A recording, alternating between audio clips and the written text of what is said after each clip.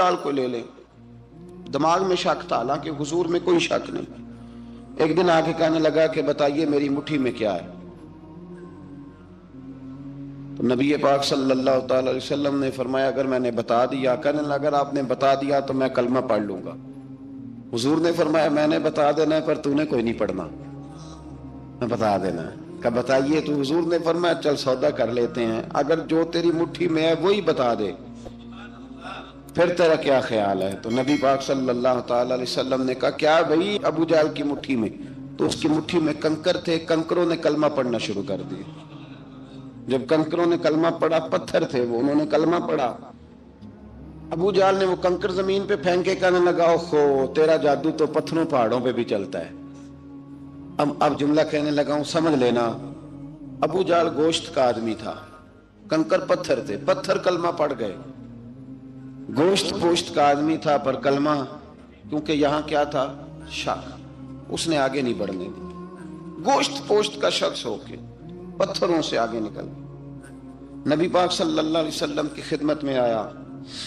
بلکہ وہ جو یہودی والی روایت ہے اس کے پس منظر میں بھی بعض محدثین نے لکھا ہے، اس کو بھی اسی نے بھیجا. کہنے لگا جاؤ نبی پاک سے جا کے کہو اگر وہ درخت آپ کا کلمہ پڑھے تو میں بھی پڑھ لوں گا. درخت، اب درخت ہوتے تو جاندار ہیں پر کلمے تو کوئی نہیں نہ پڑھتے. درخت سے بھی تو انسانوں سے کلمہ پڑھنے کی بات، اگر درخت پڑھے تو میں پڑھ لوں گا. نبی پاک صلی اللہ علیہ وسلم دور بیٹھے تھے، درخت دور تھا.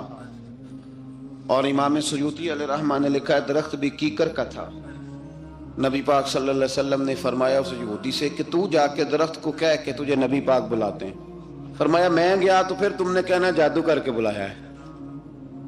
احتیاط بھی کی، ہر چیز آنکھوں کے سامنے رکھی. تو جا کے کہہ کہ تجھے بلاتے ہیں.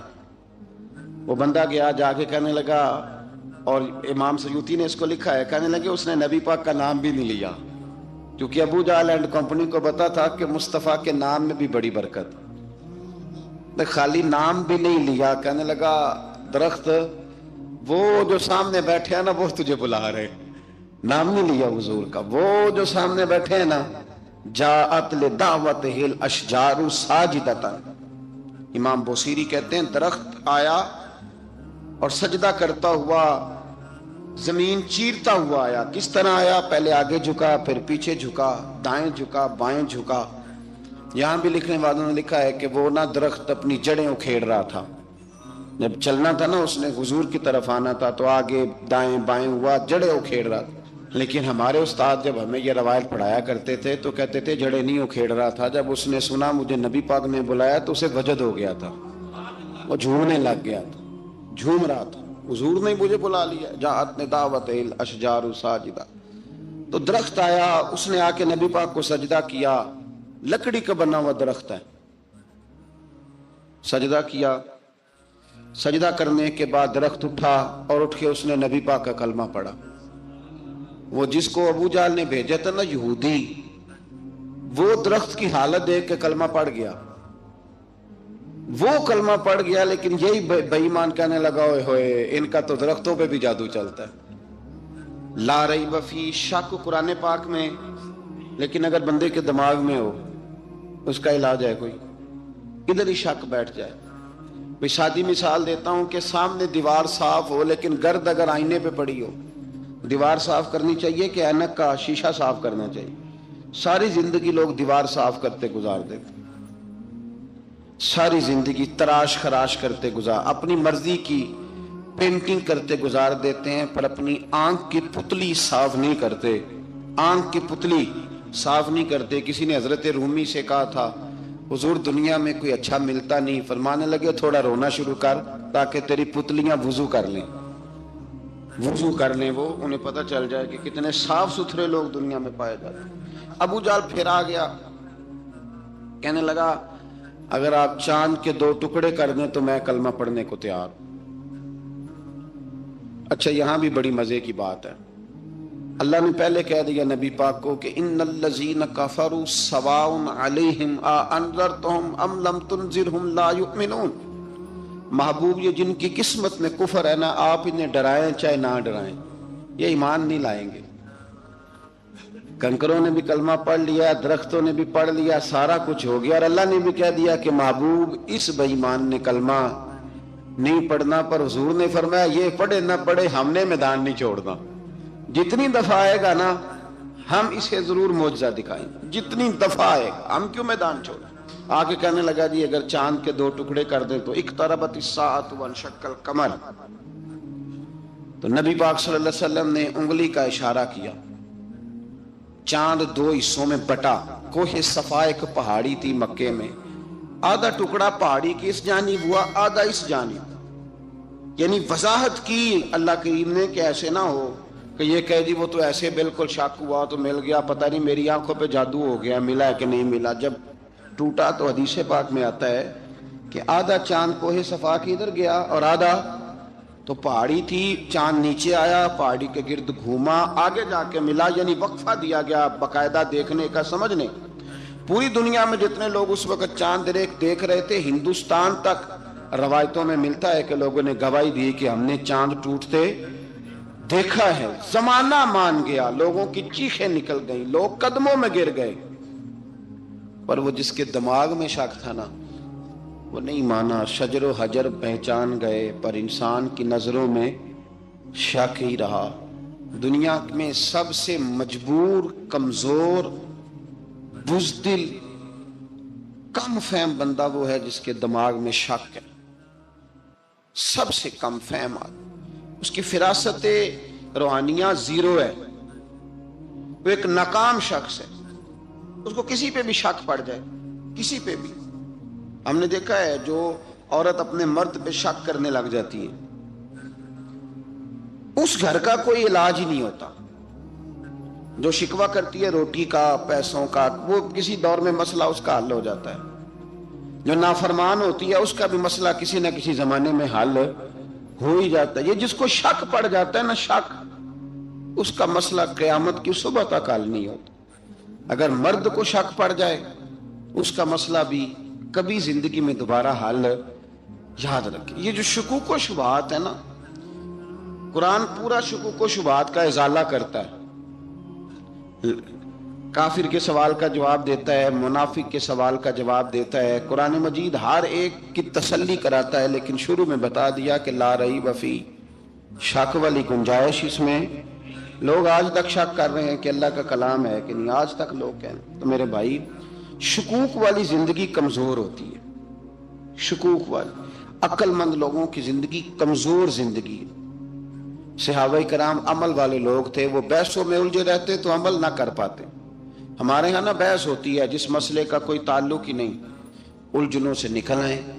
अमल का रास्ता, बहस जो होती है ये अमल का रास्ता रोकती है। अक्लमंद ना बने, फर्मा बरदार बने। मेरे भाई, शुकूक व शुबहात वाली जो लाइफ है, लेकिन ना अंबिया किराम अलैहिस्सलाम के बारे में शुकूक व शुबहात हैं, औलिया उज़्ज़ाम के बारे में। अब एक नया शक पैदा हो गया है कि फैज मिलता है कि नहीं मिलता। हमने फलाने वली को देखा नहीं, सारी जिंदगी उसका नाम लिया, फैज मिलेगा कि नहीं। गौस पाक को देखा नहीं, सारी जिंदगी कादरी कहलाया, फैज मिलेगा कि नहीं। ख्वाजा अजमेर को देखा नहीं, चिश्ती कहलाए, फैज मिला कि नहीं। साबर पिया को देखा नहीं, साबरी कहलाए, फैज मिला कि नहीं। ओ खुदा के बंदे, फैज वो चीज है जो नजर नहीं आती पर महसूस सबसे ज्यादा होती है। मिले तो हजरत अवैस करनी भी नहीं थे नबी पाक से, वो भी नहीं मिले थे, मुलाकात तो उनकी भी नहीं हुई थी। क्या कहोगे, मुलाकात नहीं हुई, लेकिन फयूज़ो बरकत का ये आलम है कि मेरे महबूब ने फरमाया वो दुआ करेगा तो अल्लाह मेरी उम्मत की बख्शिश फरमाएगा। तो आप हमारे सूफिया में एक सिलसिला अवैसिया है। सिलसिला अवैसिया में अक्सर मुलाकात नहीं होती, अक्सर नहीं मुलाकात होती बगैर देखे ना। आप जब किसी का नाम जपते हैं, जब किसी का नाम लेते हैं, जब उसी का जिक्र करते हैं, जब उसी के तज़किरे में रहते हैं, तो अल्लाह तबारक व तआला के ये जो कामिल लोग होते हैं ये मुतवज्जो हो जाते हैं, उनकी तवज्जो होती है। और खुद सरकार ने फरमाया, दो आपस में मोहब्बत करने वाले, एक मशरिक में एक मगरिब में, क़यामत के दिन अल्लाह दोनों को जन्नत में इकट्ठा फरमा देगा। ये क्या बात हुई कि हर बात में शक करना कि जी वो फलाने से मुलाकात ही नहीं हुई। तो किस तरह भाई, मुलाकात एक अलग चीज का नाम है, मुलाकात एक अलग शय का नाम है, और फयूज़ो बरकत एक اللہ سے ملاقات ہوئی ہے؟ رزق دیتا ہے کہ نہیں؟ زندگی دیتا ہے، ساری چیزیں دیتا ہے، تو ملاقات تو کوئی نہیں کرتا۔ تو اس لیے ہر چیز کو ٹھیک ہے، وہ جو جگہ جس جگہ پہ جو بات ہے اس کو وہاں رہنا چاہیے، لیکن یہ شکوک ہیں، ان سے باہر نکلیں، ان سے باہر آئیں۔ اولیاء اللہ کا جو فیضان ہے، ان کی جو محبت ہے، ان کے جو طریق، حضرت سلیمان بن بشار رحمت اللہ علیہ بزرگ گزرے ہیں، وہ کہتے ہیں میرے پاس، میں بڑا خوبصورت تھا جوانی میں، دین کی تھوڑی سی خدمت کرتا تھا، تو ایک عورت آ گئی، اس عورت نے میرے ساتھ کچھ مجھ سے مانگا، مطالبہ کیا، تو میں نے کہا کوئی بھکارن ہے۔ میں نے جب اس نے نقاب اوڑھا ہوا تھا، جب میں نے اس کی طرف پیسے دینے کے لیے، خیرات دینے کے لیے کوئی چیز بڑھائی، تو اس نے چہرے سے کپڑا ہٹایا، میں نے نظر جھکا لی، کہنے لگی سلیمان میرا رنگ روپ تو دیکھ، میں کتنی خوبصورت ہوں، میں تیری محبت میں گرفتار ہو گئی، خدا را میں اپنے آپ کو تیرے حوالے کرتی ہوں۔ آپ فرماتے ہیں جب اس کے نیت اور ارادے میں اور لفظوں میں میں نے فطور دیکھا، تو میں استغفر اللہ پڑھتا وہاں سے بھاگ گیا، اتنا دوڑا کہ میں بصرہ سے باہر نکل گیا، شہر سے ہی باہر آ گیا، عورت سے دوڑ رہا ہے، مرد، نوجوان، خوبصورت۔ فرماتے ہیں عشاء کی اذانیں ہو رہی تھی، نماز پڑھ کے میں مسجد میں سو گیا، تو مجھے حضرت یوسف علیہ السلام کا دیدار ہوا۔ جناب یوسف کہتے ہیں میں حضور کا غلام اور غلاموں کا غلام اور صدیوں بعد کا غلام، تو جناب یوسف علیہ السلام میری خواب میں آئے اور کہنے لگے اٹھ جوان، میرے سینے سے لگ، یار تو نے تو نبی پاک کا امتی ہو کے وہ کام کیا ہے جو میں نے نبی ہو کے کیا تھا۔ اب کام حضرت یوسف والا کیا تھا نا، تو صدیوں اور سالوں اور مہینوں کا فاصلہ بن سکا، تو وہ آ گئے۔ مسئلہ یہ ہے کہ شکوک و شبہات والی زندگی نقصان دیتی ہے۔ حضرت ہمارے سلسلہ مقدسہ میں ایک سلسلہ علویہ ہے جو اعلیٰ حضرت فاضل بریلوی کو حاصل تھا، شاہ عبدالعزیز صاحب محدث دہلوی رحمۃ اللہ تعالی علیہ نے بڑا لکھا مولا علی کی شان پہ، حضرت علی پہ کلام، ان کا ذکر، ان کے تذکرے اس قدر فنا ہو گئے کہ ہر وقت ذکر علی کرتے۔ فرماتے ہیں مجھے خواب میں حضرت علی کا دیدار ہوا، انہوں نے مجھے بیعت فرمایا اور مجھے اپنے سلسلہ مبارکہ میں اجازت دی۔ تو شاہ صاحب رحمت اللہ علیہ فرمایا کرتے تھے کہ میں نے وہ بہت کم لوگ ہیں جن کو پھر ان میں بیعت فرمایا جاتا ہے، تھوڑے چند لوگ، اور ان کو سلسلہ مبارکہ میں اس میں چند لوگ ہیں، اعلیٰ حضرت کے بعد شاہ رسول ہیں، شاہ رسول کے بعد شاہ عبدالعزیز محدث دہلوی، وہ ڈائریکٹ مولا علی شیر خدا سے بیعت۔ تو مطلب یہ ہے کہ کام شکوک و شبہات سے نکلیں۔ قرآن نے کہا لا ریب فی، قرآن میں شک البتہ وَإِن كُنتُمْ فِي رَيْبٍ مِّمَّا نَزَّلْنَا عَلَىٰ عَبْدِنَا، بندے کچھ شک کرتے ہیں، اگر انہیں شک ہو تو وہ اس طرح کریں کہ فَأْتُوا بِسُورَةٍ مِّن مِّثْلِهِ، پھر اس کی مثل ایک صورت لے کے آئیں، اور وَادْعُوا شُهَدَاءَكُم مِّن دُونِ اللَّهِ إِن كُنتُمْ صَادِقِينَ، سارے بے شک اپنے حمایتی بلا لیں اگر وہ سچیں۔ شک والی دنیا سے باہر نکل آئیں، حقیقت والی دنیا کو قبول کریں۔ شکوک و شبہات کا ازالہ نہیں ہوتا، شک دوسرے شک کو جنم دیتا ہے، نقص دوسرے نقص کو جنم دیتا ہے، غلطی دوسری غلطی کو جنم دیتی ہے۔ اور انسان جب تک شکوک کی، میں نے آپ کو کہہ دیا کہ ہر گھر بس سکتا ہے، ہر گھر، ہر عورت کے صحیح ہونے کی امید ہوتی ہے، پر جس بی بی کو اپنے خاوند کے کردار پہ شک ہو وہ بی بی کبھی مطمئن نہیں ہوتی۔ ہر گھر بس جاتا ہے، لیکن جس خاوند کو اپنے بیوی کے کردار پہ شک ہو جائے اس کا کبھی اس کے ساتھ سلوک مخلصانہ۔ شکوک والی زندگی بیماروں کی زندگی ہے، شکوک والی زندگی بیماروں کی زندگی، کمزوروں کی زندگی، بزدلوں کی زندگی۔ اس لیے حقیقت والی چیز جب تک آپ کے پاس کوئی چیز کلیئر ہو کے نہیں آتی، شریعت اسلامیہ نے بہتان کی سزا رکھی 80 کوڑے، پتہ ہے آپ کو؟ جس نے ایسے ہی بہتان لگا دیا، دلیل ہی کوئی نہیں، ایسے ہی کہہ دیا کہ جی وہ مجھے شک کیا، جی انہوں نے ایسے کیا، فرمایا اسے کوڑے مارو۔ شک کی بنیاد پر بہتان ترازی کرتا ہے، کوڑے کی سزا رکھی، 80 کوڑے مارو اس ظالم کو۔ یہ شک کر رہا ہے اس کو، جب اس کے پاس دلیل ہی کوئی نہیں۔ یہاں بڑے بندے ہیں بات کر دیتے ہیں، کہتے ہیں جی وہ ایسا ہوا ہوگا، میں نے ایسا دیکھا تھا، ہوگا، کیا تھا، ممکن ہے۔ تو یہ شکوک ہے۔ اس شکوک، یہ سامنے والے کا کچھ بھی نہیں بگڑتا، اس بیچارے کا کیا بگڑنا ہے۔ یاد رکھیں، بڑی خوبصورت بات یہاں حضرت عبداللہ ابن مسعود کی، آپ فرمایا کرتے تھے جب کسی بندے پر بندے شک کرتے ہیں اور ناجائز شک کرتے ہیں، اللہ اس کی عزتوں میں اضافہ فرما دیتا ہے۔ اللہ اسے شانیں عطا کرتا ہے اپنی زندگی کو بیماریوں سے نکالنے. یہ روحانی بیماری ہے شک، اس سے باہر آنا. یہ ظلم ہے، اولیاء پہ بھی شک، صوفیاء پہ بھی شک، علماء پہ بھی شک، ہر بندے پہ شک، کوئی صحیح نہیں، سارے غلط، میں اکیلا صحیح. اس شک سے باہر آ جائیں. یہ نفسیاتی مریض بنا دے گا، بے سکون کرے گا، بے قرار کرے گا. اللہ تبارک و تعالیٰ نے ہمارے محبوب کریم علیہ السلام کو دنیا میں بھیجا تو فرمایا یا ایھا الناس قد جاءکم برہان من ربکم، اے لوگو تمہارے پاس تمہارے رب کی دلیل آ گئی.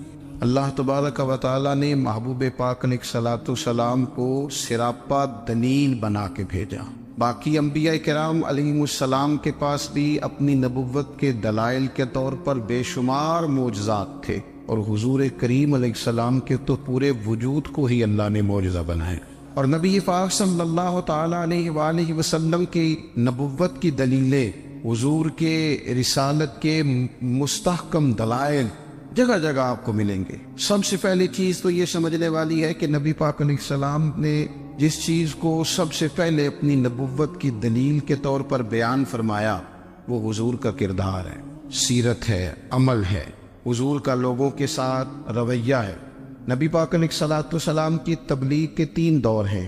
ایک تو حضور نے اپنے قول سے تبلیغ فرمائی، وہ 40 سال کی عمر سے محبوب نے اعلان فرمایا اور تبلیغ کی. اور ایک نبی پاک صلی اللہ تعالیٰ علیہ وسلم بالواسطہ حضور کی تبلیغ ہے جو آج تک جاری ہے. امت کے علماء، مشائخ، مبلغین حضور کے دین کو آگے پھیلا رہے ہیں، تو دراصل یہ بھی تبلیغ رسول پاک علیہ السلام ہی کی تبلیغ. اور ایک حضور کی تبلیغ کا دور ہے حضور کی پیدائش سے لے کر ولادت مبارکہ سے لے کر حضور علیہ السلام کے اعلان نبوت تک. اس دوران نبی پاک نے جو تبلیغ فرمائی ہے وہ اپنے کردار سے فرمائی. عرب کا وہ معاشرہ جو بڑا میلا کچیلا گدلا ہو چکا تھا، جس کے اندر سراسر مادہ پرستی کا زور تھا، جس کے اندر لوگ انسانوں کی خرید و فروخت کرتے تھے، جس کے اندر بیٹیوں کو زندہ دفن کر دیتے تھے، جس کے اندر جو آدمی جتنا زیادہ مضبوط ہوتا تھا اتنا زیادہ لٹیرا بن جاتا تھا، اس معاشرے کے اندر رسول کریم علیہ السلام نے 40 سال گزارے.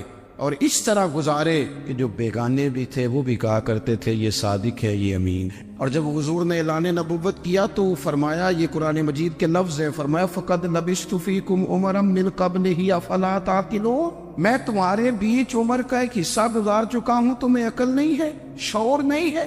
نبی کریم علیہ السلام نے اپنے کردار کو، اپنے عمل کو اپنی نبوت کی دلیل کے طور پر بیان فرمایا. وہ تو حضرت حلیمہ بھی فرماتی ہیں نا، جب میں نبی کریم علیہ السلام کو اپنے گھر لے گئی تو میرا اپنا بچہ بھی دودھ پیتا تھا، 2 میرے بیٹے ہو گئے، ایک میری یہ نسبی اولاد اور حضور میری رضائی اولاد. تو کہتی ہیں جب میں کریم محبوب علیہ السلام کو اپنے سینے سے لگاتی تھی تو حضور میرے ایک پستان سے دودھ پیتے تھے اور دوسرا اپنے بھائی کے لیے چھوڑ دیا کرتے. یہاں سے رسول کریم علیہ السلام نے کردار کے ذریعے تبلیغ اور پھر اعلان نبوت سے پہلے ایک تنظیم عرب کے جوانوں پر، عرب کے سرداروں پر مشتمل بنائی گئی، جس میں نبی کریم علیہ السلام نے بڑا حصہ لیا سرکار نے، اور بڑے اہم لوگوں کو شعور حضور نے عطا فرمائے. وہ اس جماعت کا فیصلہ تھا کہ ہم سارے جوان، سارے بڑے لوگ ملیں گے. یہ حضور کے اعلان نبوت سے پہلے کی بات ہے. ہم بڑے لوگ ملیں گے، کسی بڑے کو کسی چھوٹے پر ظلم نہیں کرنے دیں گے، کسی آدمی کو کسی غریب کا حق نہیں کھانے دیں گے. حضور علیہ السلام نے اپنی کردار سے، اپنے عمل سے،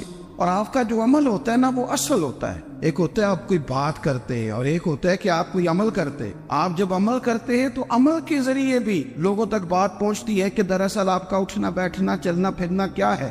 میرے رسول کریم علیہ السلام کا اٹھنا بھی ایک نبی کا، بیٹھنا بھی ایک نبی کا، بات کرنا بھی ایک نبی کا، معاملات زندگی کرنا بھی ایک نبی کا، لین دین کرنا بھی ایک نبی کا. ایک شخص کہتے ہیں میں نے اعلان نبوت سے پہلے حضور علیہ السلام سے کوئی چیز خریدی تھی اور میں نے عرض کیا تھا آپ یہاں تشریف رکھے، میں پیسے لے کے آتا ہوں. میں 3 دن کے بعد آیا.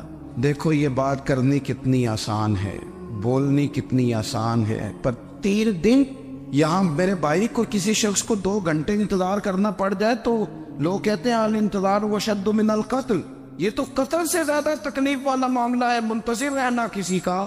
کہتے 3 دن کے بعد میں آیا تو میرے رسول کریم وہیں تشریف فرمایا. بس اتنا فرمایا یار تم نے مجھے بڑی تکلیف میں ڈال دیا، 3 دن ہو گئے یہاں رکے ہوئے. تو حضور نے اپنے کردار کو، اپنے عمل کو، اپنے معاملات کو سب سے پہلے اپنی نبوت کی دلیل کے طور پر پیش کیا۔ اسی نے کیا خوب کہا تھا کہ جو تیری جان کے دشمن ہے وہ بھی کہتے ہیں، بظاہر تو آئے ہیں نا ہجرت کی رات جان لینے، لیکن امانتیں حضور کے گھر میں رکھی ہوئی ہیں، امانتیں کاشانہ نور پہ پڑی ہے۔ وہ جو تیری جان کے دشمن ہے وہ بھی کہتے ہیں کہ امین تو ہے اور صداقت کی آبرو تو ہے۔ تو پہلے کردار، پھر دوسری بات، اللہ تعالیٰ نے اپنے محبوب علیہ السلام کو اپنا مطلق نائب بنا کر، اپنا محبوب اعظم بنا کر، ویسے ہی سارے انسانوں کے بارے میں کہا وَإِذْ قَالَ رَبُّكَ لِلْمَلَائِكَةِ إِنِّي جَاعِلٌ فِي الْأَرْضِ خَلِيفَةً، میں زمین میں اپنا نائب بنانے والا ہوں۔ لیکن حضور علیہ السلام تو محبوب ہے نا، حضور کی نیابت تو محبوبیت کے درجے پر فائز ہے۔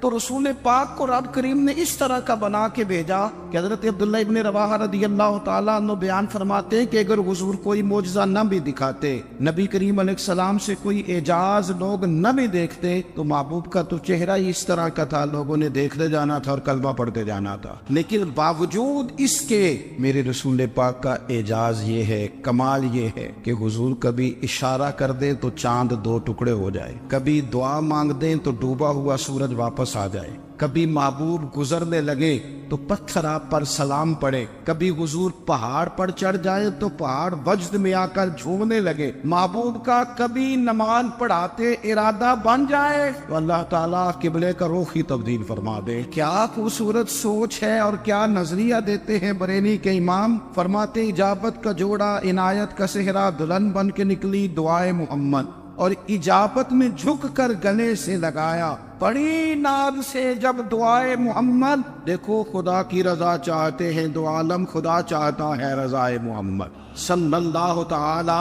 علیہ وسلم۔ اور ایک مقام پہ فرماتے ہیں نائب دست قدرت پہ لاکھوں سلام، نائب دست قدرت پہ لاکھوں سلام۔ تو اللہ تعالیٰ نے نبی پاک صلی اللہ تعالی وسلم کو جو اعجاز۔ پھر ایک اور بات، حضور امی ہے، دنیا میں آ کر محبوب نے کسی سے پڑھا ہی نہیں، میرے محبوب نے جتنا پڑھا ہے رب کریم سے ہی پڑھا ہے۔ الرحمن علم القرآن خلق الانسان، رحمان نے قرآن سکھایا پھر انسان بنایا۔ اللہ تبارک و تعالیٰ کی بارگاہ کرم سے حضور نے لیا، رسول کریم امی ہے، یہ بھی حضور کی نبوت پر ایک بڑی دلیل۔ دیکھو ایک ہوتا ہے کوئی آدمی بچپن سے کسی چیز سے شغف رکھے اور جب اس کی عمر بڑی ہو جائے تو کہتے ہیں اس کا تجربہ بڑا ہو گیا، یہ پہلے کچھ شعر کہتا تھا، کوئی ادبی جملہ کہتا تھا، تو اب اس کی یہ کام کرتے کرتے عمر بڑی ہو گئی ہے تو رسوخ حاصل ہو گیا۔ 40 سال کی عمر مبارک تک نبی کریم نے ایک شعر بھی نہیں کہا۔ حضور علیہ السلام نے کبھی کوئی ایسی بات، ویسے تو حضور کی ہر بات حکمت والی، لیکن جس کو عرب کے لوگ اپنے لہجے میں شاعری یا اپنے لہجے میں ادب کہتے تھے،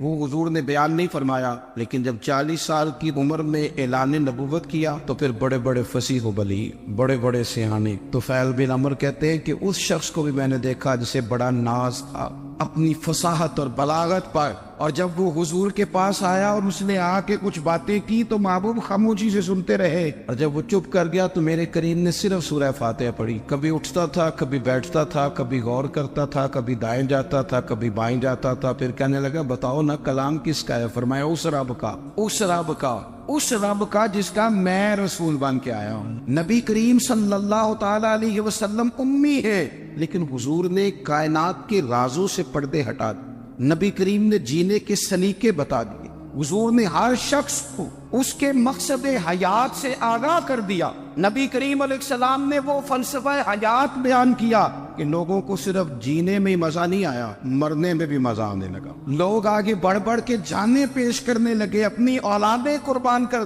جو فلسفیوں سے کھل نہ سکا اور نقطہ بروں سے حل نہ ہوا، وہ راز ایک طیبہ والے نے بتلا دیا چند اشاروں میں۔ محبوب کریم امی ہیں، لیکن حضور نے اس طرح دنیا کو سکھایا، اس طرح دنیا کو پڑھایا، اس طرح حضور نے علم کے چراغ اور دیپ روشن کیے کہ قیامت تک جسے روشنی ملے گی نا، اسے صرف دروازہ مصطفیٰ سے ملے گی، اسے رسول کریم علیہ السلام کے سارے دولت سے ملے. کچھ لوگوں نے کہا کہ اپنے پاس سے آیات بنا کے لاتے. اپنے گھر میں بیٹھ کے دعوے کر لینا تو کوئی مشکل کام نہیں نہ ہوتا, سارے لوگ ہی کر لیتے. بلکہ وہ ہمارے ایک بزرگ کہا کرتے تھے, خیالی پلاؤ پکائیے کہ وہ کدے بھی کاٹ نہ پائیے. کیونکہ کون سا پیسوں کا ڈالنا ہے, وہ زیادہ ڈالیں آپ اور زیادہ ڈالیں. بہت سارے لوگ ہیں آج بھی, کچھ لبرل ہیں بیچارے, کچھ دین بیزار طبقہ ہے, وہ کہتے ہیں جناب ہمیں تو جدید باتیں بتائیں, ہمیں تو نئے اسلوب کے مطابق لے کے چلے, ہمیں تو او بھائی سن, میرے نبی پاک علیہ السلام نے فرمایا میرا قرآن کبھی پرانا نہیں ہو, اسے پڑھ کے دیکھ, اس کی جدت کا حسن دیکھ, یہ تو کھلا ہوا باغ ہے. تو ایک دفعہ اس کے قریب آئے گا تو خوشبو ملے گی, دوسری دفعہ آئے گا تو اس سے زیادہ تازی ملے گی. ایک دفعہ پھل کھائے گا تو مزیدار ہوگا, دوسرا کھائے گا ہو سکتا ہے شکل ملتی جلتی ہو لیکن ذائقہ بڑا نرالا ہوگا. تو تو صحیح نا. جب کچھ لوگوں نے کہا یہ خود سے بنا کے آیات لاتے ہیں تو فرمایا وَإِن كُنتُمْ فِي رَيْبٍ مِّمَّا نَزَّلْنَا عَلَىٰ عَبْدِنَا فَأْتُوا بِسُورَةٍ, اگر تمہیں کوئی شک ہے اس میں جو ہم نے اپنے بندہ خاص میں نازل کیا ہے تو تم بھی اس جیسی ایک آیت بنا کے لاؤ. اور چلو چیلنج کھلا دے دیا, فرما وَادْعُوا شُهَدَاءَكُم مِّن دُونِ اللَّهِ, اللہ اور اللہ والوں کو چھوڑ دو. تفسیری ترجمہ عرض کر رہا ہوں, یعنی صحابہ کو چھوڑ دو, حضور کے ماننے والوں کو چھوڑ دو, باقی ساری دنیا کے کافر اکٹھے ہو جاؤ, ایک آیت بس قرآن جیسی لے کے آؤ, ایک آیت لے کے آؤ. ان کنتم صادقین, اگر تم سچے ہو. جوانوں سنو, کہا ایک آیت, اور یہ چیلنج آج تک قرآن مجید کا موجود ہے, آج تک. وَإِن كُنتُمْ فِي رَيْبٍ مِّمَّا نَزَّلْنَا عَلَىٰ عَبْدِنَا فَأْتُوا بِسُورَةٍ مِّن مِّثْلِهِ, تم قرآن کے مقابلے کی ایک صورت لے کے آؤ اور سارے حمایتی اکٹھے کر لو اپنے. ان کنتم صادقین, اگر تم سچے ہو. جواب تو ادھر سے آنا تھا نا, لیکن کائنات کے رب نے جواب بھی خود دیا, فرمایا فَإِن لَّمْ تَفْعَلُوا وَلَن تَفْعَلُوا, اگر تم نہ لا سکے, اور فرمایا تم لا سکتے بھی نہیں, نہ خنجر اٹھے گا نہ تلوار تم سے, یہ بازو میرے آزمائے ہوئے. وَلَن تَفْعَلُوا, تم لا بھی نہیں سکتے. فَاتَّقُوا النَّارَ الَّتِي وَقُودُهَا النَّاسُ وَالْحِجَارَةُ, پھر اس آگ سے ڈر جاؤ جس کا ایندھن آدمی اور پتھر ہے. اُعِدَّتْ لِلْكَافِرِينَ, بنائی کافروں کے لیے, مومنوں کے لیے تو رب نے جنت بنائی ہے. اُعِدَّتْ لِلْكَافِرِينَ, یہ دوزخ اللہ نے کن کے لیے بنائی ہے؟ اُعِدَّتْ لِلْكَافِرِينَ کہتے ہیں کافر کے لیے بنایا. تو اللہ تبارک و تعالیٰ نے میرے رسول پاک صلی اللہ تعالیٰ علیہ وسلم کو وہ کتاب عطا فرمائی, اور پھر حضور کی فصاحت و بلاغت, معرفت. دیکھو, ایک ہوتا ہے گھنٹوں باتیں کرنا, ایک ہوتا ہے کئی والیم پر مشتمل, کئی جلدوں پر مشتمل کتب کا لکھنا, اور ایک ہوتا ہے کسی بندے کا ایک بات کرنا اور سامنے والے کی طبیعت کو اتنا جگا دینا کہ اگلی بات فوراً ہی اس کی سمجھ میں آ جائے. اور حضور نہ کسی کی انا کو نہیں جگاتے. ہم بعض اوقات کسی سے خطاب کرتے ہیں, بات کرتے ہیں تو سامنے والے کی انا کو جگا دیتے ہیں, ٹھیس پہنچاتے ہیں, وہ کہتا چل پھر تگڑا ہو جائے میں بھی آیا. حضور انا نہیں جگاتے تھے, میرے نبی پاک ضمیر جگاتے تھے تاکہ وہ شخص فیض حاصل کر سکے, اسے کچھ ملے. نبی کریم کا جو انداز تکلم ہے وہ اس طرح کا ہوتا تھا کہ انسان خود بخود کھل اٹھتا تھا کہ مطلب یہ بات ہونے کیا لگی ہے, مطلب حضور کیا فرمانے لگے. نبی کریم صلی اللہ تعالی علیہ وسلم, ایک دن محبوب کریم نے صحابہ کے دیے حضور کی فصاحت و بلاغت دیکھے, فرمایا محبوب نے کتنا نادان ہے وہ شخص جو اپنے ماں باپ کو گالی دے. کھلی ہو گئی لوگوں کی آنکھیں, کان کھڑے ہو گئے کہ یا رسول اللہ کون ایسا بدبخت ہے جو ماں باپ کو گالی دے گا. اب جب سوالات ذہنی سطح پر پوری طور پر ابھر گئے نا, تو اب رسول کریم نے بات سمجھائی. یہ ہے فصاحت و بلاغت, تیرے آگے ہے یوں دبے نچے. فصحا عرب کے بڑے بڑے, کوئی جان منہ میں زبان نہیں بلکہ جسم میں جان نہیں. یا رسول اللہ کون ایسا نالائق ہے جو ماں باپ کو گالی دے. اب جب ذہنی سطح یہاں تک ابھر آئی تو اب حضور نے سمجھایا, اور میں جب تم کسی کے ماں باپ کو گالی دو گے نا تو وہ بھی تو جواب میں تمہارے ماں باپ کو دے گا نا. تو فی نفس ہی یہ تم نے خود ظلم کیا ہے اپنے ماں باپ. کیوں تم نے ایسا لہجہ اختیار کیا کہ جس سے سامنے والے کی انا جاگ جائے اور تمہارے مقابلے میں آ کر کے کھڑا ہو جائے؟ کیوں تم نے اس طرح کے انداز اختیار کیے کہ جس سے سامنے والا بھی سارے پنجے کھڑے کر کے باہر نکل آیا کہ آ جاؤ پھر میں بھی میدان میں حاضر ہوں. رسول کریم کی فصاحت بلاغت دیکھیں نا, حضور 2-4 جملوں میں ساری بات سمجھا جاتے. ایک حدیث پاک اگر ہماری سمجھ میں آ جائے, ایک روایت, نبی پاک صلی اللہ تعالی علیہ وسلم نے فرمایا خوبصورت مسلمان وہ ہے جو بے مقصد باتوں کو چھوڑ دے. لو, اس سے پوری زندگی سجائی جا سکتی ہے ایک جملے سے. کوئی لمبی چوڑی باتوں میں جانے کی ضرورت نہیں. کہا خوبصورت مسلمان یہ ہے جو بے مقصد باتوں کو چھوڑ دے, لا یعنی باتوں کو کیا کہتے ہیں ہمارے دیہات کے لوگ جڑے پنڈ جانا نہیں وہ راہ پوچھنے دی، لیکن آج کل لوگ باز آندے یعنی جس بات کا بالکل تعلق نہیں نا وہ بات بھی کرتے جاتے ہیں، جس کا شعبہ ہی نہیں وہ بھی چھلانگ لگا کے اس میں آ جاتا ہے۔ ہم اپنا وقت ضائع کرتے، اپنی صلاحیتیں ضائع کرتے، اپنا نقصان کرتے، ہم اپنا کام صحیح کر کے نہیں کرتے اور دوسری ساری دنیا کو ٹھیک کرنا چاہتے ہیں۔ وہ بھائی آپ جس جگہ جس شعبے سے تعلق رکھتے ہیں آپ اپنے معاملات میں مضبوطی پیدا کریں۔ حضور نے اپنی فصاحت کے ساتھ بلاغت کے ساتھ لوگوں کو قائل کیا، اور قرآن مجید کی تاثیر کا یہ اثر میرے کریم رسول نے دکھایا کہ رات کو جب حضور بیٹھ کے قرآن پاک پڑھتے تھے نا، جب یاسین والے نبی خود یاسین کی تلاوت کریں، جب طٰہٰ والے محبوب خود طٰہٰ کی تلاوت کریں، غور کرو نا جب مدثر والے محبوب خود ان جملوں کو ادا کریں، یعنی جن کی